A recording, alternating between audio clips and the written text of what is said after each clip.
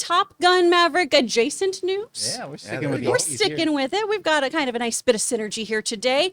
We've got another bit of lawsuit news. Yeah. Dun, dun, dun, dun, Dun, dun, dun, dun, dun, dun, dun, dun, dun, dun.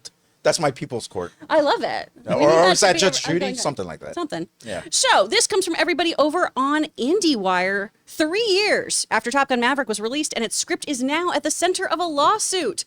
Visual effects artist Sean Gray, who has collaborated with Top Gun Maverick screenwriter and cousin Eric Singer on 2 other films, according to his IMDb profile, which we know is always very accurate. Good reporting. Has sued Paramount Pictures, claiming he wrote at least a dozen Maverick action scenes without credit or compensation. Gray alleged that he worked on the script for 5 months with singer and director Joseph Kosinski. Singer, Christopher McQuarrie, and Erin Kruger have writing credits to the feature and have recently reunited for Apple Film F1, with Peter Craig and Justin Marks listed with a story by credit. Top Gun Maverick, of course, was Oscar nominated for Best Adapted Screenplay after being released in 2022. Now, the action that he's seeking here is to essentially demand accountability from the defendants that profited, supposedly, by misappropriating Gray's creative work. So, how are we feeling about this information, y'all? Do we have any smoke around here and think there's fire? Is this all much ado about nothing? Rob, what do you make of this? First of all, this comes back to the adage that I like to quote often. It's not about what you deserve, it's about what you negotiate. And when you are working on a WGA project, which all Paramount movies are, if you expect to get some kind of compensation or some kind of recognition, you need a contract to that effect, and you need to negotiate this beforehand. Just because you're spitballing ideas with a director, I mean, I've spitballed ideas with big directors over, lunch. We've spent an entire summer coming up with a whole idea for a pitch for a movie. That doesn't mean I deserve anything. And the thing is, this script was being developed by many other writers over the years, not just the credited writers who did get credit. I think 3 writers get credit on this. That's not how it works in this business. And look, if you've got a story, they say he's got a story credit on F1. Why jeopardize what could be a great career move? If you know Joe Kosinski, and clearly you do, and you've got a relationship with him, and you've worked your way up to getting a story credit on F1, why not concentrate on that? All you're doing is creating bad blood in the industry for yourself. If you didn't have a contract to write anything on Top Gun, if when the scripts went to arbitration with the WGA, if your name never appeared on any of that material, you don't deserve a credit. That's just the way it works. So I would say this is a frivolous lawsuit. It's kind of silly that they're doing it, especially in the wake of F1 coming out, which looks to be one of the biggest movies of the summer. Yeah. But, you can drag a horse to water, but if they're stubborn, they'll still die of thirst right in the middle of the desert. True.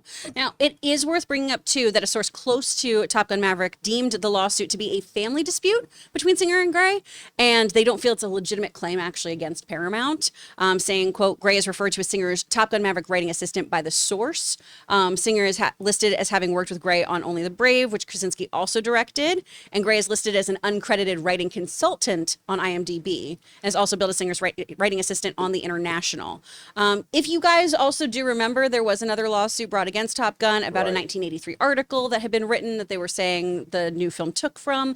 That was dismissed back in 2024 as well, and Paramount is very confident that this is going to be dismissed too by the courts. I had a question. Do these lawsuits, similar to this, if any, do they usually come so much after the movie's been released and played over again? So now on streaming, I mean, it's how long has it been since the Maverick come? They may have been in dispute for years. Oh, okay. True. And then he's finally like, well, I'm just going to have to go to a lawyer. Because from a regular person who's just reading this, it's like, oh, why now? It's like, so maybe they You don't know who's speaking in their ear. Right. So years later, someone's like, hey, man, this and that, you did it. Right. You And then worked they're on like, this. oh, right. Because that's what Paramount has argued with the previous case, at least, too, was this is just coming off of the heels of Top Gun Maverick's success. Right. You are now saying that we owe you money. You are now trying to claim this is your own. That smells a little fishy to us. We don't think you actually had this real involvement. We think you're chasing after dollars that you didn't necessarily earn, which does feel like what this is here. Look, anybody puts their uncredited credit up on IMDb, is immediately suspect anyway. It's the actor's equivalent of saying that you were in a movie when you were an extra. Yes. Yes. And look, you got to pay. Have you paid you know what they said? When some 8 foot tall monster has your favorite head up against a barroom wall and asks you if you've paid your dues, you look that monster straight back and you say, "Yes, sir. The check is in the mail." Dang. I learned that in John Carpenter's Big Trouble in Little China. Dang. Partially written by W.D. Richter, who also wrote The Adventures of Buckaroo Banzai Across the Eighth Dimension. Oh, no one ever talks about Buckaroo Banzai. No one ever Rob talks about does. Big Trouble in Little China either. That's fair, man. But You guys, guys want to talk about the pirate movie? Oh, can thought we were doing movies that no one talks about. You we mean can with go through Christy all of these, McNichol? Jonathan. I don't Yeah. care. The pirate movie? Yeah, And Jim Belushi? yeah, it's a good movie. Go watch that too, you guys. Come on. Y'all, let us know what you think about this latest lawsuit.